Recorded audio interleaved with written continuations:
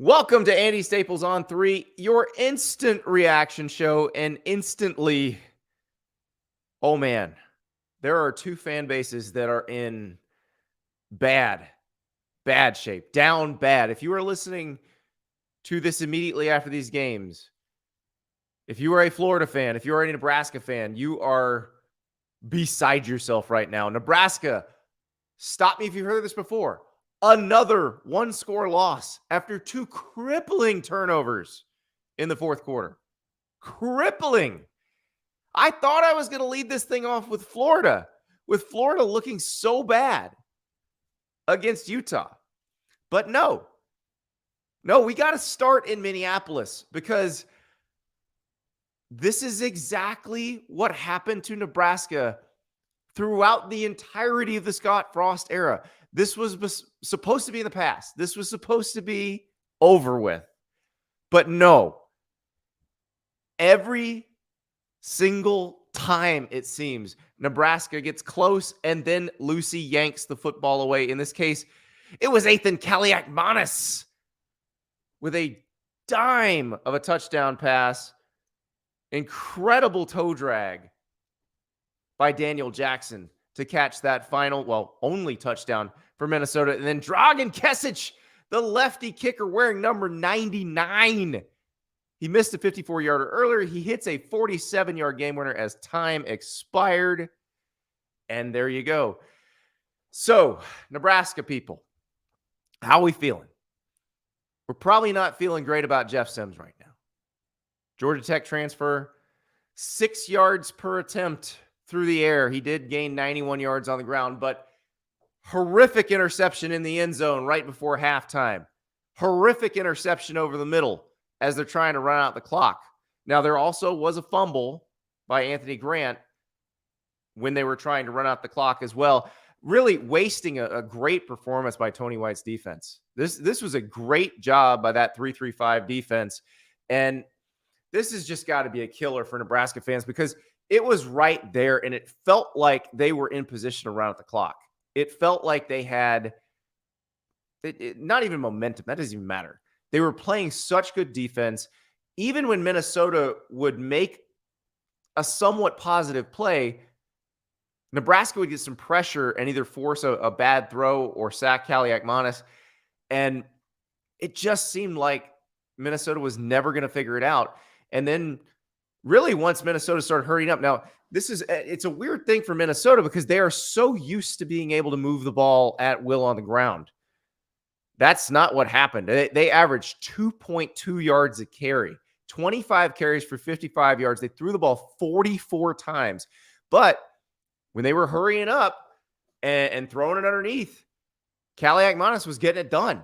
So it worked. They just may have to figure out how to do things a little bit differently, or maybe Nebraska's defense is that good. This is the problem with limited sample size. We just don't know yet. But Nebraska's got to get the Jeff Sims of it all figured out before they go play Colorado, because they've got to get more out of their passing game than what they got on Thursday night. There were occasional moments of brilliance, but like even the trick play was a good throw. Jeff Sims didn't catch the ball. That almost turned into a disaster. If he doesn't pick that ball up, there's no touchdown. Nebraska doesn't even score a touchdown in this game. So a lot needs to get cleaned up. Matt Rhule is going to have to answer a lot of questions about quarterback play. Remember, they started with five quarterbacks in the spring, and we're deciding between them. I'm not saying bench Jeff Sims right now. I'm saying let's see what he does against Colorado. And then if this happens again, if it's more of the same, then you probably need to start thinking about opening up the competition. So let's not throw it out right now. It's a narrow loss. They were right there, but the defense played great. So that is a good sign. The question now is, how does Matt Rhule and company bounce back from this? Because we know what happened with Scott Frost is they just kept losing games like this. So if that keeps happening, I don't know what to tell you, Nebraska fans, because, we were sure Scott Frost was going to work, and we're pretty sure Matt Rhule is going to work. But this is where Rhule will have to earn his money because he's got to get this team rallied. He's got to get them ready to play Colorado. And listen, you had a division game in your pocket. You had it won. There is positive that can be taken from that, but I know if you're a Nebraska fan, there's no positive you're going to take from that because you've seen this so often. You just see it over and over and over and over and over again. And I'm sorry. I'm sorry you had to sit through that again. I'm sorry it happened again. But hey, Minnesota, that was gutsy because the Gophers could have quit. Let's be perfectly honest. After that big sack by a 330-pound number 0, Mr. Hutmaker for Nebraska, Kalaiakmanis could have been like, nope, I'm done. Let's just try to throw a few more passes and get out of here. Instead, he almost threw one touchdown pass to Daniel Jackson. It was just slightly overthrown out of the back of the end zone. And then an incredible catch by Jackson, dragging that toe. And then Sean Tyler, the big run to set up the field goal try on third down. That's another play that'll probably get lost to history, but that was a phenomenal play because they were not in a great spot to kick that field goal, and they had almost turned that into a disaster. Because remember, Kalaiakmanis had dropped back to throw. He gets hit, loses yardage, clock's running. Then they jump. That's a 10-second runoff. You can't use your only timeout. You got to let that time run.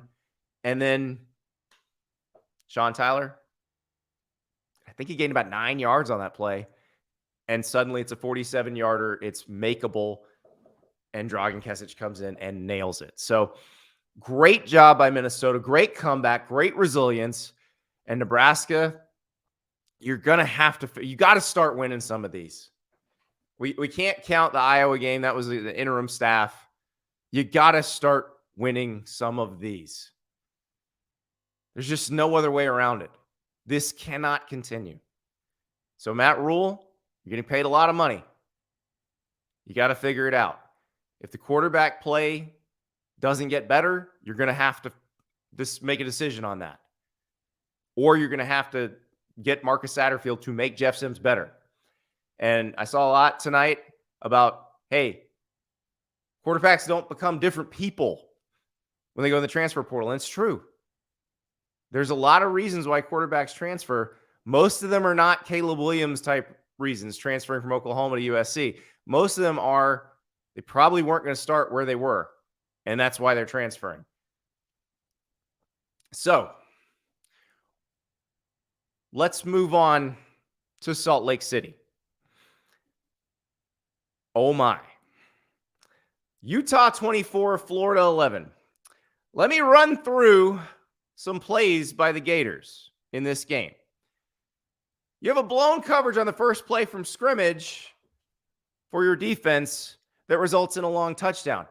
I'm actually going to forgive that one because that'll happen. It's the first play of the season for the defense. Bunch of new starters. That stuff will happen. But here's where it runs off the rails. Red zone false start, forces field goal attempt that gets missed. 2 number 3s on the field with Utah punting. Freshman Eugene Wilson, Trey Wilson, catches a punt while running backward, sets them up back against their own end zone, and then a Ricky Pearsall drop causes an interception that sets up Utah in the red zone. Then in the third quarter, in a legal formation on a 3rd and 1 run that would have converted the play, they end up getting stuffed on 4th down. The next offensive possession coming out of a commercial break, they false start. This is all coaching.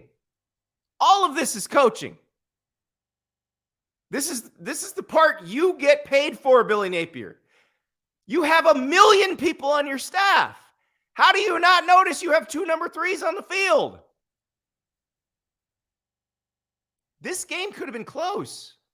I don't know if Florida would have won this game, but this game could have been very close. Could have been a 1-possession game in the 4th quarter, if not for all of those things I mentioned. They took points off the board for Florida. They gave points to Utah.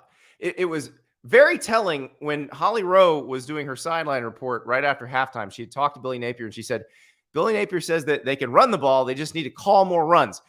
The moment she says that, Florida shifts to an empty backfield. That was the series where they had the interception that set up Utah in the red zone. Most of that is coaching.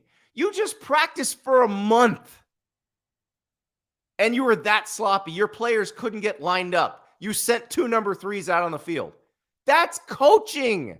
That's not talent. So you cannot blame Dan Mullen for this. There's no more, well, Dan Mullen didn't leave us any players. Well, he left you the number 4 pick in the draft. That was one player.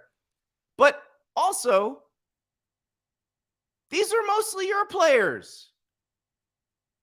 And they couldn't get lined up. That's not Dan Mullen's fault. That's this staff's fault.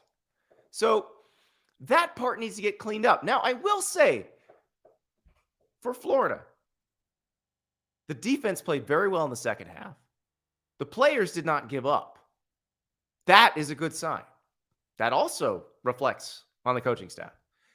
So if they can build upon that, they've got a warm-up game against McNeese State next week, and then they play Tennessee. They need to be less sloppy against Tennessee. It's at home. No excuses for the false starts once you get home. Utah is very loud. I get it. This happened to Utah last year in Gainesville, where they had a bunch of false starts. But it's not acceptable. You get paid far too much money, and there are far too many people on that staff to have this level of sloppiness. There are way too many people in polo shirts on the Gators sideline and at the Gators practices to have 2 number 3s on the field at the same time. Just facts. Now, moving on to Utah. I don't know how much this tells you about Utah. I don't know how much this tells you about whether Utah can be a 3-time Pac-12 champion, because I'm not sure how good Florida is. I don't know that was much of a test for you, to be honest. But you didn't have your starting quarterback. The Utes were starting a walk-on in Bryson Barnes and then sprinkling in Nate Johnson. And Bryson Barnes looked awesome. He operated the offense very confidently. And look, we saw that when he beat Washington State last year.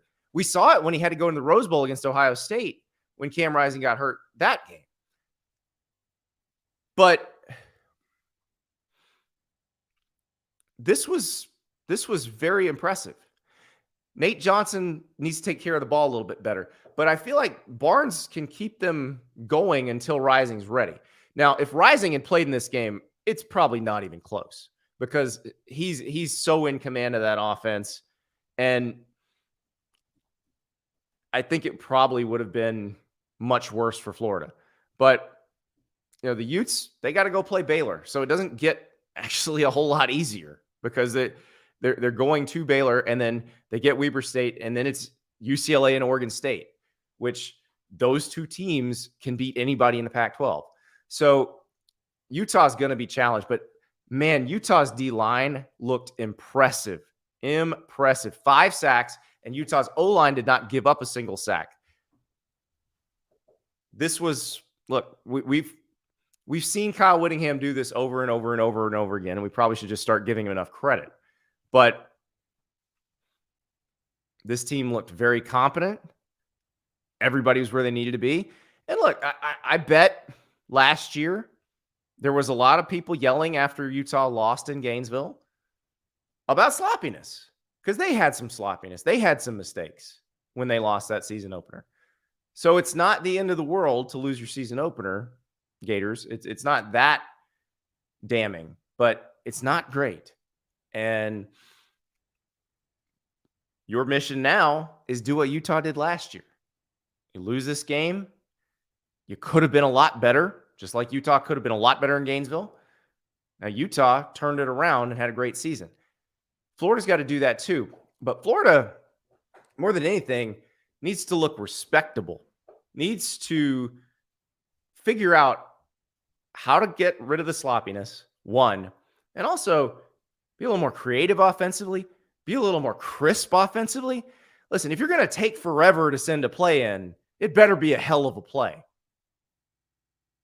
That it takes the operation of the offense seems to take forever.